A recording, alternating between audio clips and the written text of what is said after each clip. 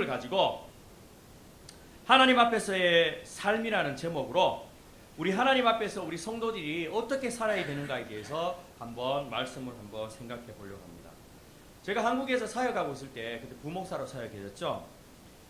기독 서점에서 한 권의 책을 발견했는데 그 한 권의 책 제목이 뭐냐면 나는 정직한 자의 형통을 믿는다 라고 하는 소책자보다는 조금 큰 그러나 그렇게 크지 않은 그러한 책이 있었습니다. 이 책은 한국에서 신앙인으로 여기 목사님도 계셨고요. 홍정일 목사님으로 아마 기억됩니다만 목사님도 계셨고 또 기업인으로서 정말 정직하고 투명하게 기업을 경영해서 특히 신앙인으로서 훌륭하게 경영한 그 기업가들을 소개하면서 그들이 어떻게 하나님 앞에서 신앙생활하고 또 어떠한 마음과 자세로 기업을 경영해서 오늘에 이르렀는가에 대해서 짧게나마 그분들에 대해서 소개해놓은 책을 제가 읽은 적이 있었습니다. 그 중에 여러분이 잘 아시는 이랜드 그룹 그 회장님 박성수 장로님에 대한 글이 맨 먼저 소개되어져 있었습니다. 그 박성수 회장님은 잘 아는 우리 그 한국의 대표적인 교회를 할 수 있는 그 사랑의 교회의 장로님이시기도 하시고요. 장로님으로도 잘 섬기시면서 또 무엇보다도 기업 경영에 있어서 투명하고 정직한 기업으로 정평이 나 있었던 그런 분이었습니다. 제가 서울에 있을 때는 한동안 까르푸를 인수할 때에 좀 무리하게 인수하셨나 봐요. 그 까르푸를 인수하시다가 또 그 까르푸 직원들의 고용 승계 이런 문제들이 많이 있어서 다시 그 까르푸가 홈플러스로 이렇게 넘어가는 그런 일도 있었는데 그래 도저히 안 되겠다 싶어서 아마 그 까르푸를 인수해서 홈에버라고 하는 그러한 그 마트를 하시다가 아마 짧은 기간이었는 것 같아요. 1년 남짓. 그래서 다시 홈플러스 이렇게 넘어가기도 했습니다만 그래서 그 앞에 사람들이 뭐 고용을 승계하라 뭐 이렇게 하면서 뭐 데모하고 경찰들이 쫙 깔려 있는 모습을 제가 상암 월드컵 경기장 밑에 보면 마트가 있어요. 그때 막 갔을 때 항상 그런 정도 좀 있었어요. 그런데 언론에서도 너무 크게 한 나머지 실제로 그분이 그렇게까지는 하지 않았는데 언론 플레이가 계속 막 돼서 막 나쁘게 이렇게 된 그런 적도 있었어요. 그러나 이 이랜드의 박성수 회장님 장로님은요 정말 투명한 경영으로 성평이 나 있었어요. 심지어는 한 번은 그 세무조사를 이제 정리 나올 때가 있었는데 이 장로님이 생각해 보니까 나는 별로 세금을 정직하게 납부했고 그래서 흔히 하는 말로 죄송합니다. 설계에는 적당하지 않는 용어지만 우리 한국적인 표현 꿀리지 않는다.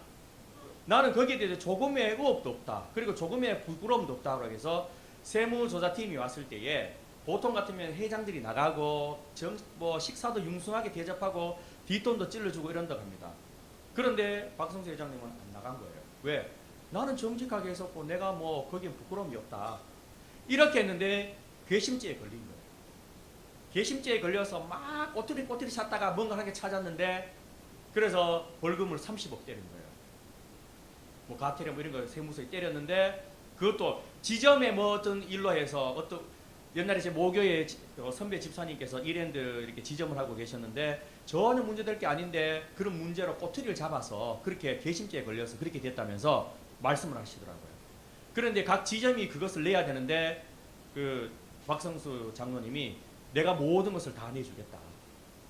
내가 책임을 지겠다. 이렇게 하면서 30억을 벌써 십수년이 지났죠? 다 이렇게 대신 납부해주고 그런 일도 있었다고 합니다. 전혀 그냥 돈 몇 푼 찔러줬으면 전혀 문제될 게 아닌데 정직하고 나는 부끄러움 없기 때문에 그랬다. 근데 그전에는 어떤 일이 있었냐면 이런 일도 있었다고 합니다. 회계 이제 세무 이제 뭐 검사가 있어서 냈는데 세무사들이 보면서 깜짝 놀랐다고 합니다. 이제까지 내가 세무공무원을 몇십 년 했지만 이렇게 투명하고 정직하게 한 기업은 없었다.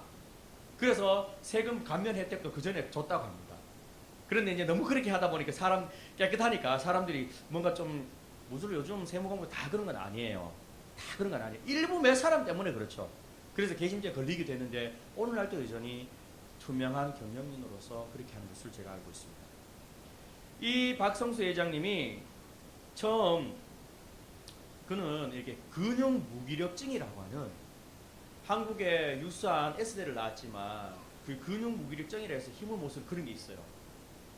그 병에도 막 걸렸다고 합니다. 처음 출발할 때에 1980년 그 두 평 남짓한 이den지 아마 홍den지 앞에서 아마 시작한 걸로 알고 있어요.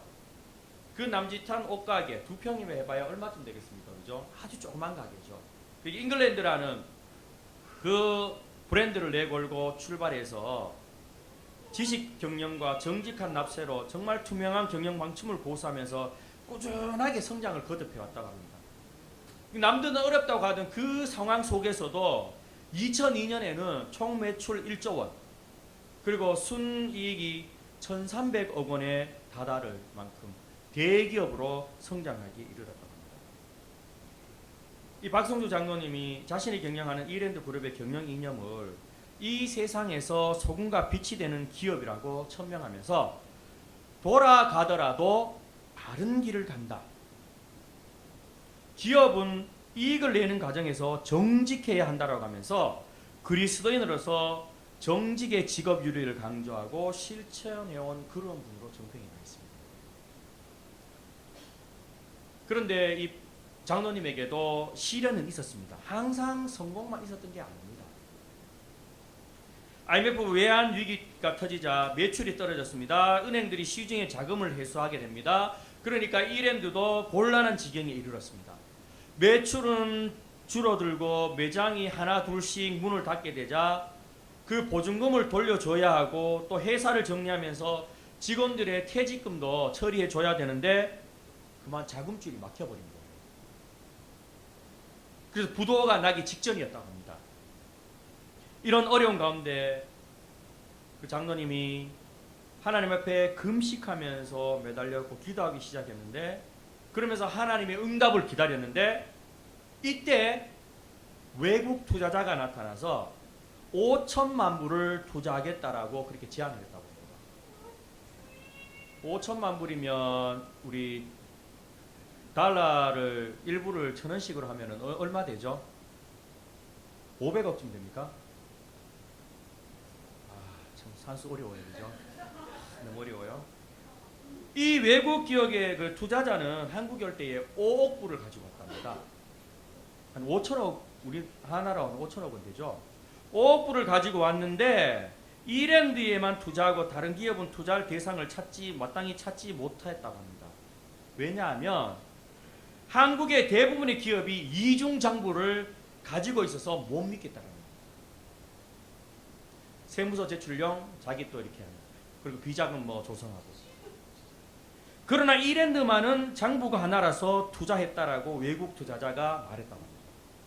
이 기업은 내가 믿을 수 있겠구나. 그래서 5천만 불을 투자했다고 합니다. 이 박성수 장로님이 항상 하시는 이야기가 있습니다. 다음과 같이 말했다고 합니다. 하나님께서는 큰 그릇, 귀한 그릇, 좋은 그릇을 쓰시기보다 깨끗한 그릇을 쓰기 원하십니다. 세상은 뭐로 가도 서울만 가면 된다고 생각하지만 하나님 나라에서는 결코 그렇지 않습니다. 돌아가더라도 바른 길을 가는 것이 지름길입니다. 부정한 1등을 흠모하지 마십시오. 악인의 형통을 부러워하지 마십시오. 인적이 드물더라도 깨끗한 길을 가십시오. 라고 이 장로님은 이렇게 말씀하신다고 합니다. 또한 정직하면 손해봅니다.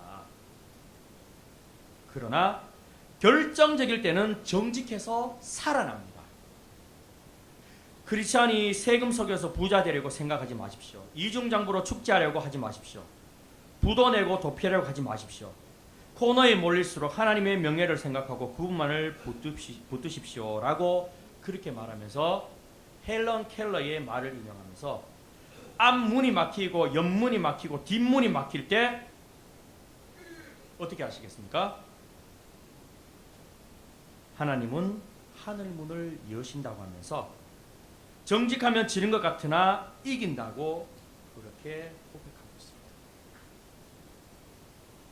분명 세무공무원에게 얼마의 돈을 쓰면 많은 세금 감면의 혜택을 받을 수 있습니다. 그러면 회사로서는 분명 엄청난 이득을 봅니다. 1인당 5천만 원씩 찔러주면 몇억 원의 세금 혜택이 올 수도 있습니다. 몇 배나 되는 장사 아니에요. 장사라는 거 결국 그 사업이라는 것은 이윤을 창출하기 위해서 돈 벌기 위해서 하는 건데 최소의 비용을 투자해서 최대의 효과를 이윤을 창출하는 게 기업 아닙니까? 전혀 모른다는 듯이 이렇게 보고 계시는데 사회 시간에 다 배웠잖아요. 정당은 정권을 획득하는 게 목적이고 기업은 최소의 비용으로 최대 효과를 그죠? 이윤을 창출하는 거. 제가 고등학교 사회 시간 1학년 때 배운 아직도 기억하고 있습니다. 몇십 년 흘렀지만 이런 장사가 어디 있겠어요. 물론 돈을 정직하게 그렇게 해서 돈 세금 돌려면 좋잖아. 그런데 이것이 하나님의 방법이 아니기 때문에 그러한 부정한 방법으로 살지 않으려고 하는 이런 정신, 참으로 얼마나 정직하고 건강한 기업가 정신입니까? 신실한 진실한 그리스도인다운 그런 모습이라는 겁니다. 이런 모습이 바로 우리가 하나님 앞에 살아갈 때에 갖춰야 될 삶의 자세, 바로 꼬람디오라고 합니다. 하나님 앞에서 신전의식을 느끼고 내가 하나님 앞에서 얼마나 죄인이고 내가 피조물이고 그렇기 때문에 겸손하게 하나님 앞에 살아가야 됩니다. 이 자세, 이것이 바로 꼬람디오의 정신입니다. 정직하면요, 정직한 자의 형통을 믿는다라는 책 제목이 있지만 우리는 형통이라는 것을 항상 잘못 이해하고 있어요. 형통하면 막힘없이 쑥쑥 빠져나가는 게 형통이 아니에요. 성경에서 형통을 이야기할 때 뭐 막힘없이 그죠? 턴파이크처럼 턴파이크도 가끔 막힐 때 있습니다만 뭐 시속 65마일로 뭐 10마일까지는 봐줘서 75마일까지 끝까지 달리신 분 있죠. 그래서 안 막히고 이런 게 아니라 때로는 막힐 수 있어요. 그런 하나님께서는 그때마다 하나님께 기도하고 하나님 매달리면 피할 길을 열어주셔서 또 그 길을 가는 그게 바로 형통이에요. 무조건 쌩쌩 나가는 게 아니에요. 그렇게 나가면은 사람은요, 우리는 죄인이기 때문에 그렇게 나가면 지가 잘난 줄 알고 착각해요. 내가 잘나서 이런 줄 알아요. 그래서 하나님은 적당하게 딱 막으시잖아요. 그래서 돌아가게 하셔요. 왜냐하면 안 그러면 우리는 교만해지거든요. 그럴 때 하나님께서 내가 다시 하나님 앞에 내 자신을 돌아보고 뒤를 돌아보고 하나님 바라보면서 이게 아니구나 다시 겸손하게 그때 하나님 피할 길을 열어주시고 우리는 또 이게 바로 형통이에요. 시편 기자가 복 있는 사람이 형통한 길을 바로 그런 의미라는 거예요. 뭐 하나님 나는 왜 이런 어려움이 있고 남들은 뭐 악인의 형통은 악인은 저렇게 잘 되는데 나는 왜 이렇습니까? 그게 하나님이 여러분을 사랑한다는 증거예요. 아멘?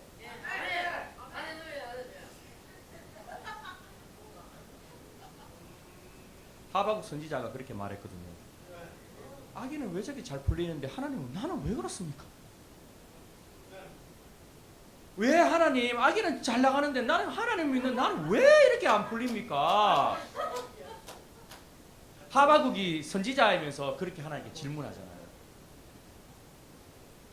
그래서 하박국 선지자가 나중에 깨달은 것이 무화과 나무의 열매가 없고 그죠? 아무런 소출이 없고 우리의 양떼가 없고 외양간에 송아지가 없어도 나는 요 아래는 즐거워할 거라는 그 고백이 그냥 나온 게 아니에요. 우리 가운데 이런 사람 있잖아요. 나 정말 하나님 잘 믿는다고 생각하는데 남들은 잘 나가는데 왜 나만 그래서 이런 왜 나만 겪는 고난이냐고 불평하지 마세요. 이런 찬양 있잖아요. 그죠? 그 찬양 잘 새겨보십시오. 고난의 뒤편에 있는 주님의 은혜를 바라보시면 그 찬양 이해되고 나에게 닿는 고난도 이제 새로운 시각으로 다가옵니다. 오늘 시편 기자가 그렇게 말해요. 여호와의 장막에 유하며 주의 성산에 거할 자가 누구인가? 오늘 성경을 말씀을 잘 읽어보시면 10가지로 우리에게 제시하고 있어요. 첫 번째, 정직하게 행하는 자. 1절 여호와의 주의 장막에 머무를 자 누구며 주의 성산에 사는 자 누구오니까. 2절에 정직하게 행하는 자예요. 첫 번째. 그 다음에 공의를 일삼는 자. 제가 개역 한글 버전으로 이렇게 준비했는데요. 세 번째는 마음의 진실을 말하는 자. 네 번째는 그 혀로 참소치 아니하는 자. 비방하지 않고 이간하지 않는 이런 거죠. 그리고 그 벗에게 행악지 아니하는 자. 그리고 그 이웃을 해방하지 아니하는 자. 그리고 그 눈은 망령된 자를 멸시하며 여호와를 존대하는 자. 그 마음에 서운한 것은 해로울지라도 변치 아니하는 자. 그리고 별리로 대금치 아니하는 자. 쉽게 말하면 무거운 이자로 가난한 자를 착취하지 않는 자 있잖아요.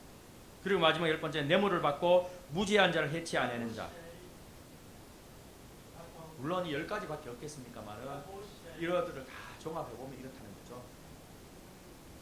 여기 정직하게 산다는 것, 정직하게 행한다는 이 의미가 무슨 의미냐면요. 그 성경에 보면 그 히브리에 보면 정직이라는 단어가 있는데 그 곱게 산다는 그 야샤르라는 그런 단어를 쓰지 않고 이게 시편 기자가 타밈이라는 단어를 썼어요. 죄송합니다. 이게 자꾸 원어를 언급해서 제가 원어를 잘 아는 건 아닌데 설교를 준비하다 보면 이렇게 필요해서 인용하거든요. 제가 잘났다는 게 아니라 자, 이 타밈이라는 단어는 인간의 규범에 대한 하나님의 기준을 예시할 때 쓰는 말인데 이 말이 뭐냐? 온전하다 혹은 흠없는 이런 의미예요. 하나님 앞에서 온전히 흠없이 살 뿐 아니라 신앙생활의 현장 속에서 그것이 내 교회 공동체이거나 가정이거나 여러분 학교이거나 기업이거나 회사이거나 세상 속에서도 다른 사람에게 흠잡을 데 없이 온전히 살았는가를 말하고 있는 거예요. 특히 이 표현은 언행에 있어서 흠잡을 데가 없이 완전함을 말할 때 많이 쓰이는 단어라고 합니다. 우리 말로서 사람들에게 상처를 많이 주죠. 저도 뭐 본의 아니게 앞에 이렇게 하다 보면 말로 상처를 많이 줘요. 농담으로 했는데 어떤 때는 너무 진담으로 받아들여가지고 막 상처받을 때가 있고 그래요. 우리 친구들 중에 그죠? 초롱이라고 말하진 않았지만 가끔씩 그럴 때 있어요. 근데 농담인데 그죠? 그런 초롱 잘 받아들여요. 그럴 때가 있어요. 이게 부부 이렇게 결혼 생활 하다 보면 부부간에도 그렇잖아요. 특히 저는 그 TK라 좀 목소리도 커요. 그래서 이 목소리 큰 거에 대해서 같이 사는 사람이 상당히 좀 이렇게 알레르기 내지는 그 경기가 있어요. 그냥 내 자체가 목소리 큰데 원래 경상도 사람이 시끄럽다 그러잖아요. 뭐 서울 가서 있잖아요. 막 이렇게 이야기하면 옆에 사람들이 경상도 사람 뭐 싸우는 줄 알아요. 그래서 막 내려오고 막 그래요. 저희 사촌 형이 서울에서 어디 회식하고 있는데 사람들이 막 오더래요. 싸우는 줄 알고 자기네끼리 막 신나서 이야기하는데 그 정도로 목소리가 좀 커서 항상 그랬었어요. 그래서 요즘 과제 중에 항상 목소리를 낮춰요. 이렇게 좀 그런 것이 있어요. 그러니까 본의 아니게 목소리가 크다 보니까 또 사람들에게 상처를 주지. 경상도 말이 좀 투박하잖아요. 그래서 상처를 줄 때가 많아요. 뭐 충청도 말이라든가 서울 말이라든가 이런 말은 좀 이렇게 참 이렇게 정감이 가고 이런데 경상도 말은 좀 투박해요. 또 억양도 세고 제 자신이 제가 알아요. 그래서 조심하는데도 또 그럴 때가 있다는 거예요. 우리가 혹시 우리의 말로서 다른 사람을 아프게 한 건 아닙니다. 사실 많은 부분이 있잖아요. 말 때문에 시비가 붙고 말 때문에 상처를 입고 말 때문에 관계가 벌어지잖아요. 제가 우리 중부 미랄에 토요일마다 가정사역 세미나를 하고 있는데 제가 하는 게 아니라 어떤 그 장동신 목사님이라고 페라무스에 계신 목사님 해주시는데 참 많은 것을 배워요. 우리가 사용하는 말, 참 그 말을 바꿈으로써 우리의 삶이 달라질 수 있다. 그래서 야고보서는 3장에 우리 말에 대해서 말이 얼마나 중요한가에 대해서 이야기하잖아요. 우리 말로서 다른 사람의 마음을 언짢게 한 그런 일은 없었습니까? 부부간에, 형제들 간에, 또 우리 공동체 안에서. 어떤 목사님이 부부 이제 결혼 생활 10년 전에는 맨날 싸워 이렇게 막 집에 가면 시끄러운데 10년이 넘으니까 조용하더래요. 좀. 근데 요즘 제가 그걸 좀 느껴요. 와이프가 하는 건데 우리도 좀 그런 것 같아. 처음에는 서로를 알아가는 과정이잖아요. 연애할 때는 뭐 몇 년에도 다 소용없듯이 가니까 서로 다른 환경에 살았기 때문에 치치고 먹고 싸워요. 그죠? 둘이 안 그런 척 하면서 앉아있지만 나중에 돼봐야 또다 이렇게 한다고. 그죠? 맞죠? 그죠? 지금은 아니죠. 지금은 좋지. 모든 게 좋죠. I'm so happy. But 예, 맞아요. 지금 그렇지만 알아가면서 나는 이랬는데 생각이 다르네. 나는 치약을 밑에서부터 짜는데 중간에서 짜네. 숟가락을 왜 이리 놨지? 숟가락 반듯하게 좀 우리는 항상 엄마가 반듯하게 놓고 이렇게 했는데 왜 이렇게 나올까? 그죠? 막 이런 것들로 시작해서 치약 하나 짜는 걸로도 이혼한다 그러잖아요. 밑에서부터 짜야 되는데 중간에서 짠다고 막 그러면서. 그죠? 사실 큰 문제 때문에 뭐 이렇게 한 게 아니에요. 제가 군대에서도 마찬가지고 우리 박대진 사람 맞죠, 그죠? 항상 사소한 데서 그죠? 일이 벌어져요. 큰 거 치면 오히려 사람들이 위로하는데 사소한 것 가면 사람을 감정 상해서 막 그래요. 쥐약 짜는데 밑에 짜 중간에 짜면 저는 그래요. 중간에 짜기를 원하면 그럼 내가 짜줄게. 중간에 또 짜잖아. 그러면 제가 이렇게 해요. 이 짜는 거 없으니까 이렇게 쭉 해서 있잖아요. 쭉 해서 짜줘요. 별 문제 아니에요. 내가 만약에 다른 사람 그러면 나는 이걸 원하면 내가 해주면 되잖아, 그죠? 근데 굳이 상대방을 바꾸려고 그렇게 해라. 왜 이렇게 하느냐, 이렇게 해야 되지 않느냐라고 저도 그랬어요.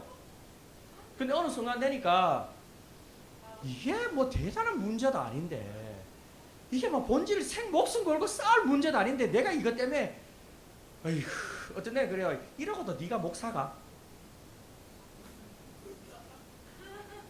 그보다 더 무서운 말. 교인들이 그래도 이런 모습 모르지.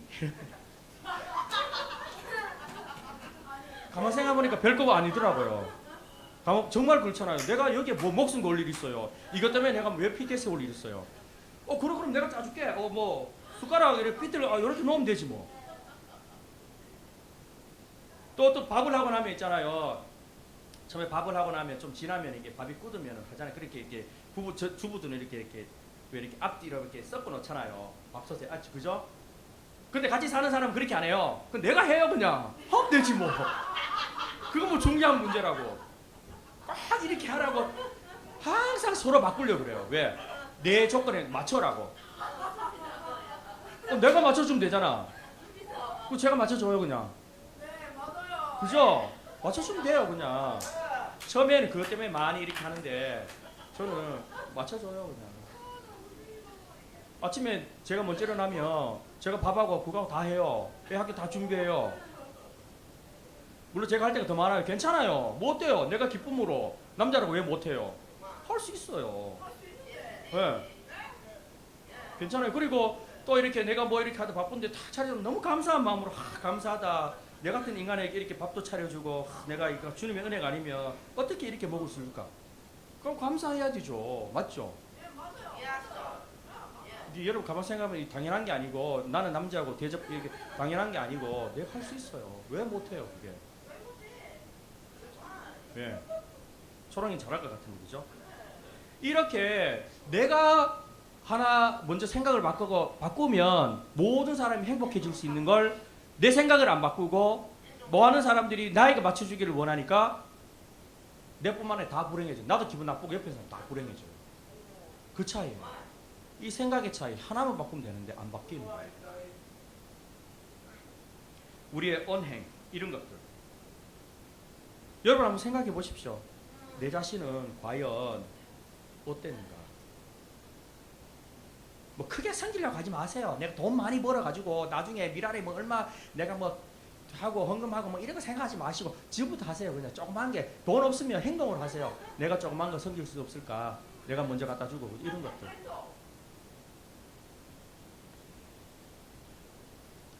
정직을 이야기하다가 이렇게 왔어요.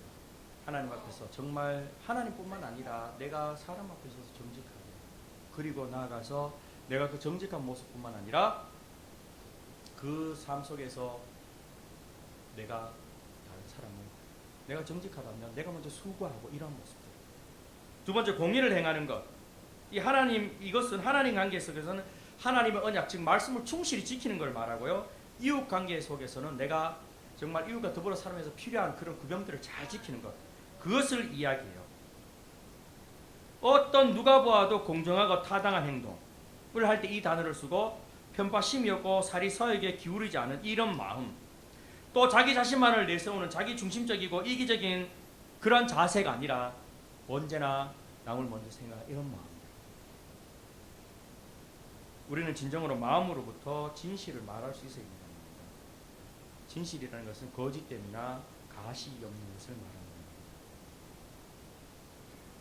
우리는 때때로 혀로 이웃을 비방하거나 모함할 때도 있습니다. 왜 없겠어요? 잠언에서는 이렇게 말해요. 남의 허물을 이야기하는 거 있잖아요. 그 정말 남이 이야기하는 게 별식과 같아요. 별식. 별식 뭔잖아요? 별미. 우리 맨날 매일 먹는 밥 말고 외식 가서 먹는 거 있죠. 맛있잖아요. 남의 이야기를 하는 것이 마치 내가 별식을 먹는 것과 같을 정도로 너무너무 좋다고, 너무너무 재밌다는 거예요. 남의 험담하는 거 너무너무 재밌어서 밤새는지를 모르고 막 도마 위에 올려놓고 이야기한다는 거예요. 이런 모습들. 우리의 혀로 이웃을 비방하거나 모함하지 말아야 되겠죠. 상대방의 인격을 무시하고 상대를 짓밟아버리는 일은 하지 말아야겠다는 거예요. 가끔씩 제 자신도 그럴 때가 없지 않았나. 물론 어때는 농담으로 이렇게 하기도 하는데 그것이 그에게는 상처가 되지 않았을까, 이런 생각도 한번 해봐요. 그래서 항상 나가서는 될 수 있는 말을 많이 안 해야 되겠지라고 생각하는데 또 잘 안 돼요. 그리고 다른 사람에게 행악하거나 해방치 말아야 되는 것. 자신의 이익을 위해서 신의를 저버리고 혼자만의 이익을 추구하는 일. 우리 공동체에서는 절단코 없어야 됩니다. 어렵고 가난한 자, 소외된 자를 돌아보는 넉넉한 마음들. 이미 이 자리에 참석하신 분들은 다 그런 마음이 있기 때문에 이 자리에 오신 줄 저는 믿습니다. 우리 미랄 단원들이 정말 오늘 시편 15편에서 시편 기자가 말한 것처럼 이러한 자로서 정말 하나님 앞에 설 수 있는 저와 여러분 되기를 간절히 소원합니다. 잠언 11장 6절에는 정직한 자는 그 의로 인하여 구원을 얻으려니와 사특한 자는 자기의 악에 잡히리라고 그렇게 말하고 있고, 악한 자의 집은 망하겠고 정직한 자의 장막은 흥하리라고 성경이 우리에게 분명히 말해주고 있습니다. 하나님 앞에 정직하게 그리고 진실하게 살아가는 자, 물론 그 당장은 손내보겠지만 하나님이 분명히 갚아주시고 책임져 주신다라고 말씀하고 있습니다. 우리가 이 믿음으로 우리의 남은 삶 속에서 이렇게 신실하게 진실되게 거짓됨 없이 온전히 흠없는 하나님의 사람으로 살아가시는, 그래서 하나님 앞에 우리가 나중에 설 때에 이렇게 살았습니다라고 하면 성적표를 우리가 하나님 앞에 드릴 수 있는 저와 여러분 되기를 주님의 이름으로 간절히 부탁을 드립니다. 기도드리겠습니다.